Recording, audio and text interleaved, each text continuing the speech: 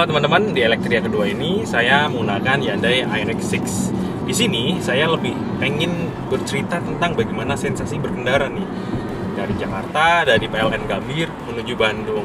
Karena Hyundai Ioniq 6 ini adalah jenis coupe, BEV coupe, dia memiliki koefisien drag 0,21. Mobil ini jadi mobil yang paling aerodinamis dibandingkan dengan mobil-mobil konvensional. Mungkin koefisien dragnya cuma 0,33, kalau ini sangat kecil. Jadi kemampuan berkendaranya jadi lebih stabil dan mantap dikendari untuk jalan jauh.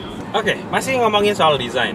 Walaupun coupe, kita bisa memiliki visibilitas yang baik di depan, sangat-sangat terjangkau. Headroomnya ada space, di belakang juga penumpang bisa nyaman. Oke, selanjutnya soal handling. Bagaimana sih rasanya? Kalau menurut saya, dia memiliki karakter yang agak stiff ya, agak keras sedikit untuk mengimbangi kemampuan motor listriknya. Jadi kalau di jalan tol lebih stabil, kalaupun ada gundukan, kalau ada guncangan sedikit masih relatif normal, walaupun memang terasa agak keras ya. Karakternya mirip-mirip dengan sports car, but it's okay, it's fine, acceptable lah. Kemudian wheelbase Ioniq 6 itu berukuran 2950, beda 50 mili dibandingkan Ioniq 5 ya. Dia pakai platform yang sama, tapi rasa bergendaranya jauh-jauh berbeda karena Ioniq 6 ini menggunakan sistem all wheel drive. Untuk posisi berkendara, nah joknya nyaman, setirnya enak digenggam, pas, visibilitasnya oke, handling ke kanan ke kiri buat goyangan minim sekali, body roll. Terus gimana sih dengan mesinnya? Nah, si Hyundai itu punya kekuatan 326 horsepower atau 330 PS. Torsinya sampai 605 Nm.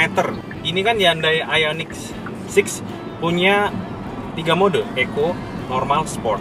Nah, kalau kita nyalin Eco ya, sangat-sangat bisa diandalkan, instan. Bahkan apalagi kalau kita berubah ke normal, langsung ambient light-nya dari Eco yang hijau kemudian jadi berubah biru. Langsung respon mesinnya begitu tangkas, tambah beringas. Makin beringas lagi kalau kita pakai Sport, ambient light-nya jadi merah. Apalagi sih fitur-fitur pendukungnya? Ioniq 6 ini punya ADAS. Pertama ada adaptive cruise control, kita bisa atur di sini speednya sesuai dengan kita yang inginkan.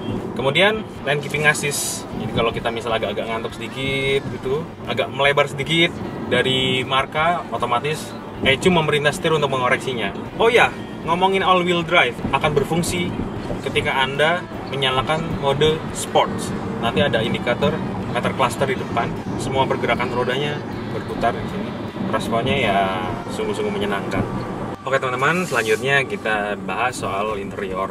Sebetulnya kalau kita masukin Ioniq 6 ini mirip dengan nuansanya milik Ioniq 5. Dashboardnya, bentuk lingkar kemudinya agak-agak sama, cuman ada sedikit perbedaan, ada tonjolan di bagian dashboard di kanan dan kiri. Kemudian di sini mobil ini memiliki audio lansiran Bose premium, jadi untuk menemani perjalanan panjang pasti jadi tambah menyenangkan. Seluruh jok menggunakan material kulit sintetis. Bagian depan bisa diatur apakah mau dingin atau mau panas. Walaupun mobil ini desainnya oke, terus kapabilitas mesinnya sangat-sangat jagoan, bisa diandalkan. Tapi mungkin ada catatan kecil lah, bagian kompartemen mobil ini khususnya di bagian kanan dan kiri di trim, door trim mungkin harus digedein. Karena kita kalau naruh botol kesusahan di sini. Dan kadang meleset juga ke bawah. Jadinya goyang-goyang. Oh ya, kemudian mempercantik tampilan interior, Ioniq 6 memiliki sunroof. Ya wajar lah, mobil harga 1,2 miliar kalau nggak punya kayaknya rasanya kebangetan ya.